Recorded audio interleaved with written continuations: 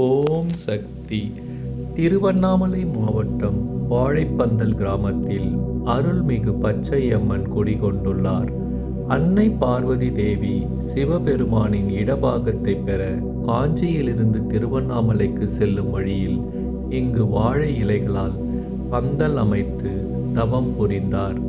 அன்னை தவம் செய்தபோது அவரது மேனி மரகத பச்சை நிறமாக மாறியதால் பச்சை அம்மன் என்று அழைக்கப்பட்டார்.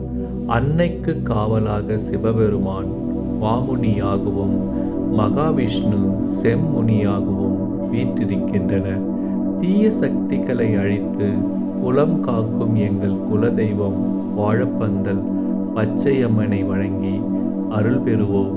இந்த வீடியோ உங்களுக்கு பிடித்திருந்தால் மறக்காம லைக் பண்ணுங்க. உங்கள் குலதெய்வம் எது என்று கமெண்டில் சொல்லுங்கள்.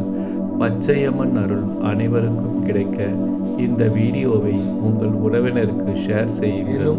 ஆன்மீக தகவல் சக்தி நம்ம சேனலை சப்ஸ்கிரைப் செய்யுங்க. ஓம் சக்தி.